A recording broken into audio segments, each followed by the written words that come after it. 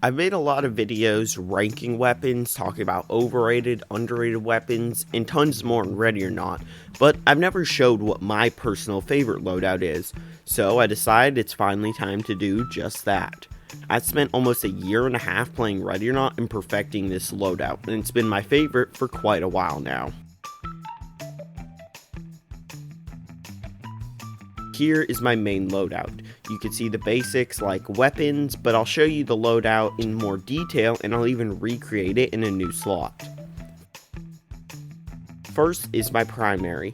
I have 3 main weapons I use for primary and 2 others that I'll occasionally use. The first is obviously the LVAR, because it's just the best rifle in the game. And here are the attachments I use. If I'm playing a dark map, I'll actually use an IR laser instead of a flashlight to pair with night vision goggles. The other rifle I often use is the SA-58 OSW. I use this rifle since it's the most powerful rifle in the game and takes down suspects with any amount of armor in 1 to 2 shots. Some other rifles I occasionally use are the SR-16, as I really like the feel of this rifle. The other one is the Mark 18. Ever since I had used this weapon a ton for the AI loadout videos, I've really liked it. Now for the weapon I use the most, the B1301 shotgun. This may not be the best weapon in the game, but it's my favorite by far. Shotguns have tons of range in Ready or Not and do tons of damage, piercing through any armor in 1 shot. Another thing I like about shotguns is being able to reload 1 bullet at a time rather than throwing out an entire mag, and with the 9 round capacity of the 1301, I almost never run out of ammo in the middle of a fight. Now that you know my favorite primaries, it's time for the secondary. For the pistol, I obviously use the 5.7. It's just the best in the game. I also use the USP-45 a lot, but the 5.7 I just use more, especially because of the large mag size. For the long tactical, I only ever use the mirror gun. It's the best for every single mission in the game. I'll save the munition slots for last, so skipping over them, next is the armor. I use light armor with front and back coverage. I use steel for the material.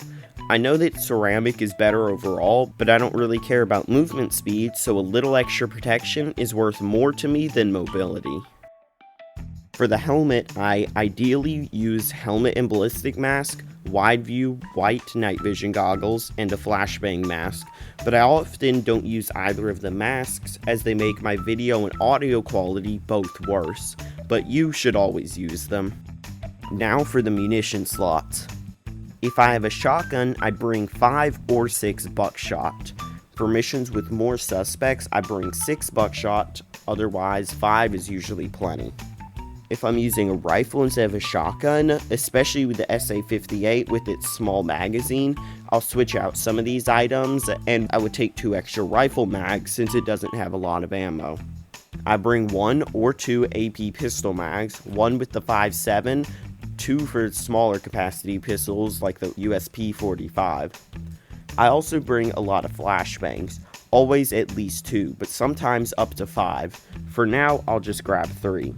I always bring a lockpick gun and either a taser or pepper spray, and now this leaves us with 2 extra slots.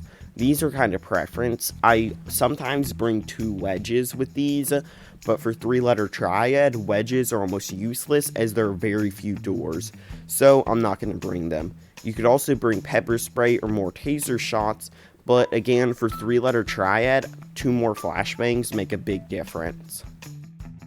Now I'll show you the highlights to 1 game of 3-letter triad with my loadout. It shows off how powerful this loadout really is.